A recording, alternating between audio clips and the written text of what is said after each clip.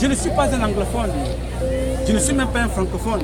Je suis d'abord un Camerounais, un être humain qui s'aime dire ce qui se passe dans son pays, le Cameroun. C'est pour ça que je vous dis, les gars, vous voir ici aujourd'hui et maintenant est plus grand que toute autre chose. Aux États-Unis, c'est la fête qu'on appelle Thanksgiving.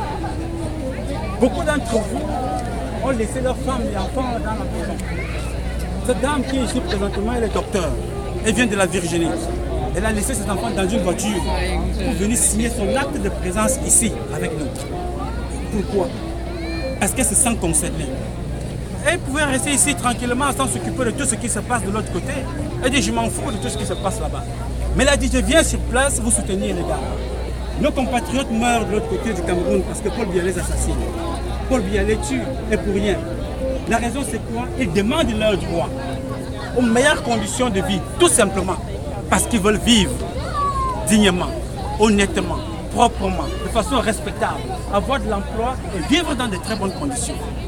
Voilà pourquoi aujourd'hui nous sommes venus ici pour interpeller nos compatriotes qui montent et qui descendent là, qui sont des Américains, qui vont publier ces vidéos demain des morts au Cameroun, qui vont publier demain matin des esclaves qui prennent des bateaux pour aller mourir en Europe, venir aux États-Unis souffrir. En Lampedusa, on enterre les Camerounais qui meurent. On enterre les femmes qui accouchent dans les bateaux. Et nous regardons ça comme si ça se passait dans les années 1710. Ça se passe ici et maintenant et le monde regarde.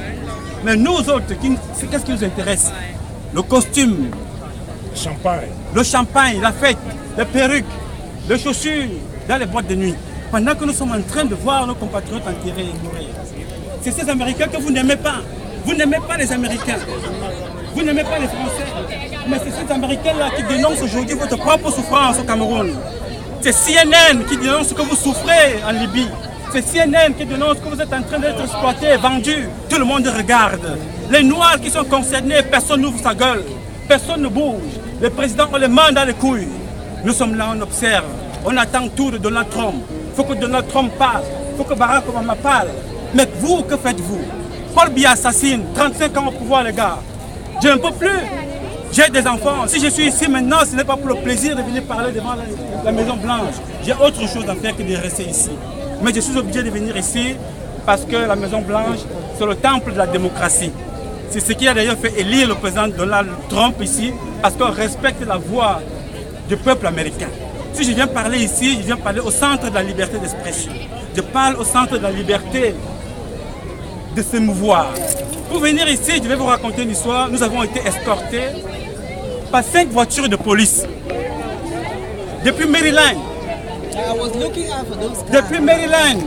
Nous avons marché depuis ce matin, 8 heures jusqu'à ce moment ici, là, escortés par 5 cars de police pour quelques personnes qui ont décidé de manifester leur mécontentement. Nous sommes venus ici exprimer notre indignité. Nous sommes venus exprimer notre mécontentement. Ces assassinats qui sont faits gratuitement, tout simplement parce que les gens demandent leur droit à vivre, leur droit à s'exprimer. Meilleures conditions de vie, on n'en trouve pas. C'est pour ça que mes chers amis, je ne vous dirai jamais assez merci d'être venus ici aujourd'hui et maintenant, manifester de votre présence de ce qui se passe dans notre pays. Vraiment, je suis très heureux. Vous avez abandonné vos maris, vos enfants, vos activités quotidiennes. Aujourd'hui, c'est la plus longue fête des Américains, Thanksgiving, qui a commencé depuis vendredi. Tout ce n'est même jeudi et qui va finir lundi matin. Mais vous avez laissé tout ça pour être ici, parce que nous sommes venus pleurer les nôtres. C'est ensemble que nous allons vaincre. Ce n'est pas le nombre qui est important, les gars. Je m'en fous du nombre. Le peu qui est là maintenant, c'est ça qui fait le monde que nous sommes. Donald Trump contrôle le monde. Il est seul, c'est l'Amérique. Donc vous qui êtes là aujourd'hui, votre voix compte. Elle comptera pour moi plus que des millions et des millions qui dorment chez eux à la maison.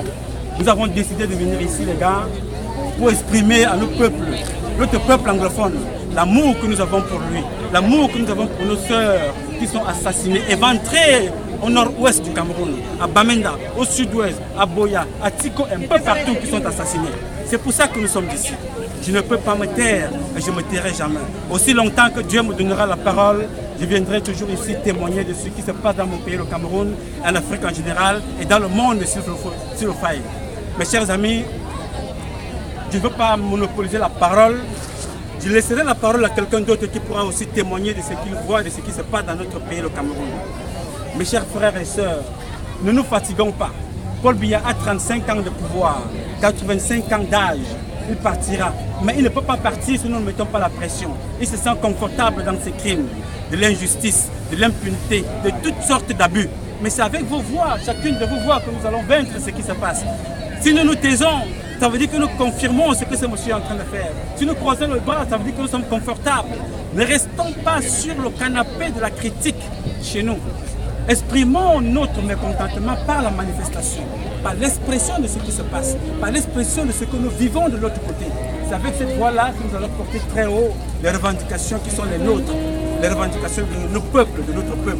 Le peuple camerounais, le peuple anglophone, c'est ensemble que nous réunissons nos voix et c'est ensemble que nous vaincrons. Je compte sur vous les gars, pour que le combat continue.